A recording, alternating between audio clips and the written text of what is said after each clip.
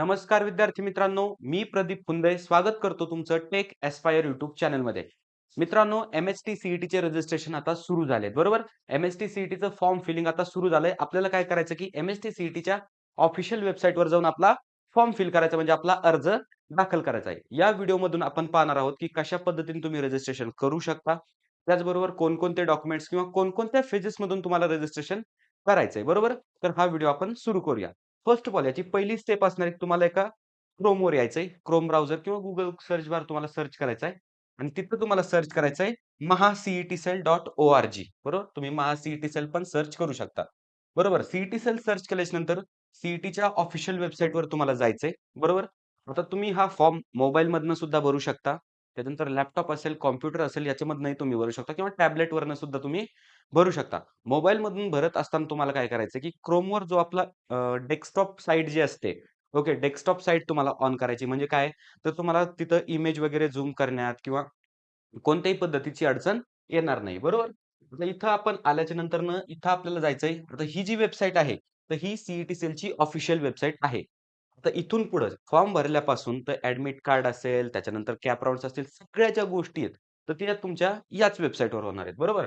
तर first of all आपण form कसा भरायचा आहे ते लक्षात घेऊया. इथं सी-ई-टीजवर आपल्याला सर्च करायचंय आणि तिथं पहिला ऑप्शन येईल बघा 2026-27 हे आपलं अकॅडमिक इयर आहे.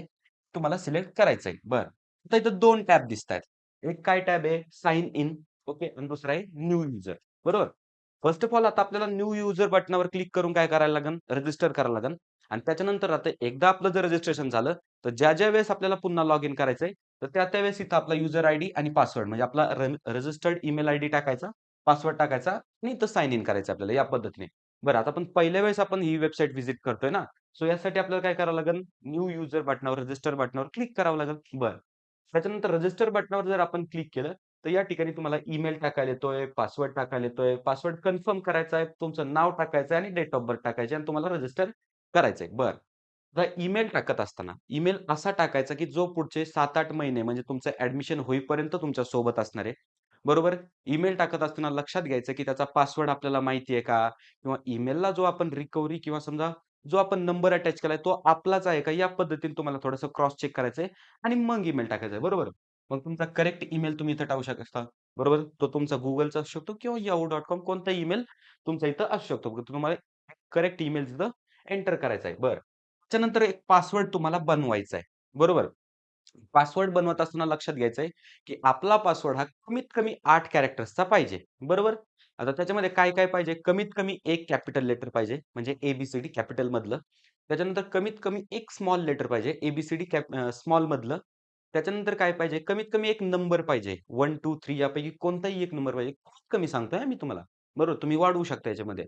त्याच्यानंतर काय पाहिजे? एक स्पेशल कॅरेक्टर पाहिजे. स्पेशल कॅरेक्टर म्हणजे कोणतं कॅरेक्टर? तर पहा, स्पेशल कॅरेक्टर म्हणजे हे पहा, या ठिकाणी तुम्हाला दिसतंय असेल, हॅशटॅग असेल, डॉलर असेल, पर्सेंटेज असेल, तर या पद्धतीचं कोणतंही एक स्पेशल कॅरेक्टर तुम्ही टाकू शकता. बरोबर? एक काय 2 पण टाकू शकता.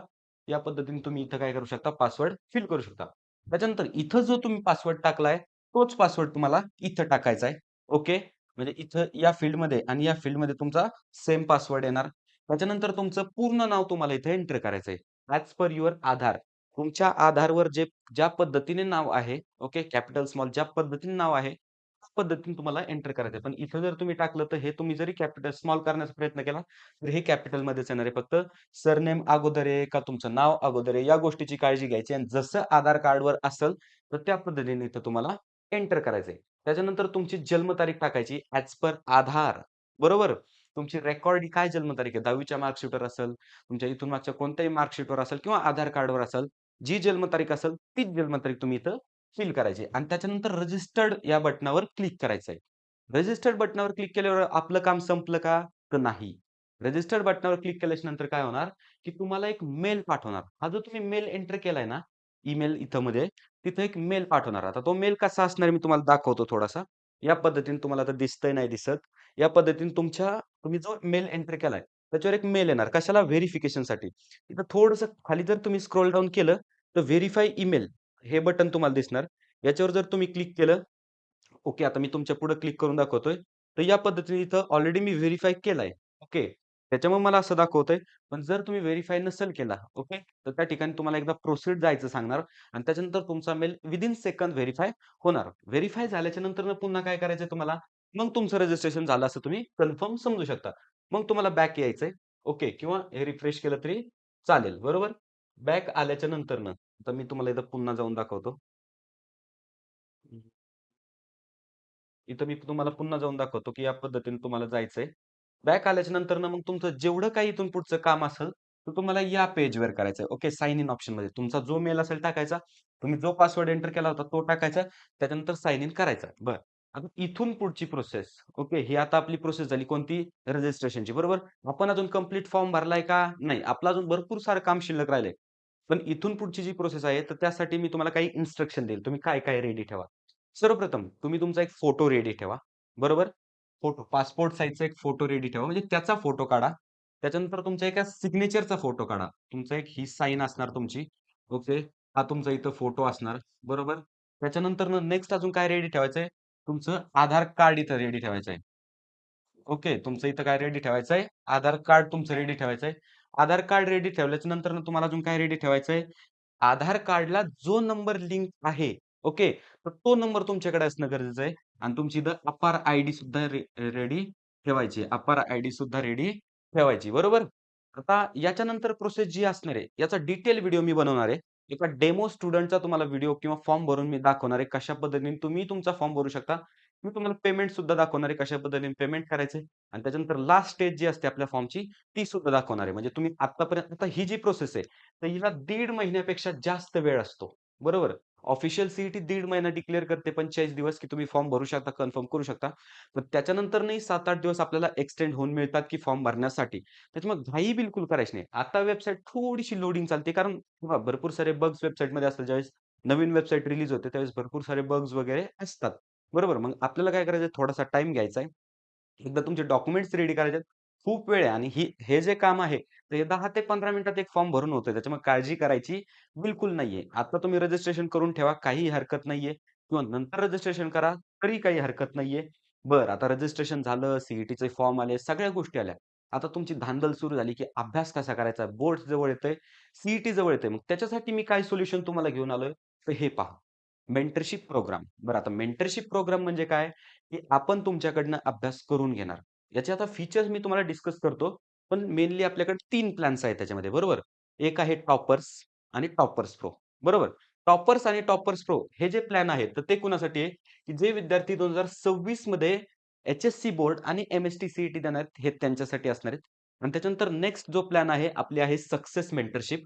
सक्सेस मेंटरशिप कुणासाठी आहे? तर जे विद्यार्थी 2027 मध्ये, ओके, म्हणजे येणारी सी आहे, त्याच्यानंतरची जी सी देणार आहेत, तर त्यांच्यासाठी असणार आहे सक्सेस मेंटरशिप, बरोबर? आता मेंटरशिपमध्ये आपण तुम्हाला काय-काय प्रोव्हाईड करतो, तर या ठिकाणी थोडंसं तुम्ही लक्ष द्या. मेंटरशिपच्या या ठिकाणी तुम्हाला काही ठळक फीचर्स देतात. याच्या व्यतिरिक्त सुद्धा फीचर्स आहेत. फर्स्ट ऑफ ऑल आपण प्रत्येक स्टुडंटला जे मेंटरशिप पर्चेस करेल त्यासाठी सह्याद्री ट्युटोरियल्सची एक आपण बॅच प्रोव्हाईड करू. ऑनलाईन बॅच असणार आहे. फिजिक्स, केमिस्ट्री, मॅथ तुमचं तिन्ही कव्हर होणार आहे. त्याच्यानंतरनं admission counselling, engineering admission counselling त्याच्यामध्ये आपण प्रोव्हाईड करणार आहोत. त्याच्यानंतर पर्सनल मेंटर, प्रत्येक विद्यार्थ्याला 2 मेंटर आपण असाइन करणार आहोत. बरोबर? जे मेंटर त्यांच्या सोबत असणार आहेत, त्यांच्या रिझल्टपर्यंत, त्यांच्या ॲडमिशन प्रोसेसपर्यंत, इंजिनिअरिंग कॉलेजमध्ये जाईपर्यंत तुम्हाला प्रत्येक मार्गाला, प्रत्येक गोष्टीत आपण गाईड करणार आहोत. त्याच्यानंतर doubt solving, physics, chemistry, math किंवा कोणताही जरी डाउट आला, तर तुम्ही इन्स्टंटली आम्हाला विचारू शकता. आम्ही कमी टाईममध्ये तुमचा डाउट सॉल्व्ह करू. त्याच्यानंतर 24/7 पर्सनल कॉल सपोर्ट. आता कॉल सपोर्ट तर आहेच. त्याचबरोबर तुम्ही ऑफलाईन पण आपल्याला भेटायला येऊ शकता. ऑफलाईन भेटायला येऊ शकता. त्याचबरोबर आपण काय करणार, डेली टास्क तुम्हाला प्रोव्हाईड करणार. डेली टास्कमध्ये काय असणार तुम्हाला, बॅच तर तुमच्याकडे ऑलरेडी आहे. मग तुमचा अभ्यास आपण टास्कमध्ये स्प्लिट करणार आणि ते टास्क तुमच्याकडनं आपण परफॉर्म करून घेणार. बरं. त्याच्यानंतर परफॉर्मन्स रिपोर्ट, तुम्ही तो टास्क केलाय की नाही, तुमच्यात इम्प्रूव्हमेंट आली की नाही, ह्या सगळ्या गोष्टीचं आपण मॉनिटर करणार. त्याच्यानंतर आपला WhatsApp ग्रुप असणार किंवा समजा पॅरेंट्सना, स्टुडंटला वाटलं आपल्याला पर्सनली भेटावं आणि आपण डिस्कस करावा तुमचा ॲक्शन प्लॅन. तुम्ही पर्सनली सुद्धा आपल्याला भेटू शकता. हे आपल्या मेंटरशिपचे ठळक काही वैशिष्ट्य आहेत. मेंटरशिप जर तुम्हाला जॉइन करायची असेल, तर हा ॲडमिशन फॉर्मची म्हणजे क्यूआर कोड आहे. तुम्ही Google लेन्सने हा स्कॅन करा. तुम्हाला एक ॲडमिशन फॉर्म ओपन होईल. तिथं तुम्हाला सगळे डिटेल्स फिल करायचे आहेत. काय जे ॲप्रोप्रिएट पेमेंट असेल तुमच्या ऑफरचं म्हणजे तुमच्या प्लॅनचं तर ते पेमेंट तुम्हाला करायचं आहे आणि त्याच्यानंतर तुम्ही आमच्यासोबत जोडले जाणार, आमच्या मेंटरशिपला एनरोल होणार. तुम्हाला काही जरी अडचण आली कोणत्याही पॉइंटला, तर हे 2 नंबर तुमच्याकडे सदैव असणार आहेत. ओके. हे 2 नंबर तुमच्याकडे सदैव असणार आहेत. तुम्ही एनी टाईम आम्हाला या नंबरवर कॉल करू शकता आणि मेंटरशिप विषयी आणखीन सारी माहिती घेऊ शकता. विद्यार्थी मित्रांनो, एम-एस-टी सी-ई-टीचे आता फॉर्म सुरू झालेत. म्हणजे एम-एस-टी सी-ई-टीची लगबग सुरू झाली आहे. थोडे आता दिवस राहिलेत फक्त एम-एस-टी सी-ई-टी एक्झामला. 2-3 महिने गेल्यानंतर लगेच एक्झाम येणार आहे आणि लगेच रिझल्ट येणार आहे आणि तुमच्या पुढच्या 4-5 महिन्यामध्ये तुम्ही एखाद्या इंजिनिअरिंग कॉलेजमध्ये सुद्धा जाणार आहे. त्याच्यामुळे आपण आता ठरवायचं की आपल्याला अभ्यास करायचा आहे की नाही किंवा कोणतं इंजिनिअरिंग कॉलेज पाहिजे. बरोबर? आता हे जे 2-3 महिने आहेत सी एक्झामच्या अगोदरचे, हे डिसाईड करणार आहे, की तुम्ही नक्की पुढचे 4 वर्ष काय करणार आहे, बरोबर? एका जर चांगल्या वेल नोन इन्स्टिट्यूटमध्ये जर तुम्ही गेले, तर तुमचं लाईफ खूप चांगलं असणार आहे, बरोबर? कारण सध्या जे आपण आय-टी कंपनीचे पॅकेज वगैरे पाहतो, तर ते खूप चांगले आहेत, बरोबर? पण आय-टी ब्रांच पाहिजे, सी-एस ब्रांच पाहिजे, बरोबर? कोणतीही टेक ब्रांच पाहिजे. पर्सेंटाइलचं क्रायटेरिया त्याला खूप हाय जातोय, म्हणजे कट ऑफ खूप हाय जातोय.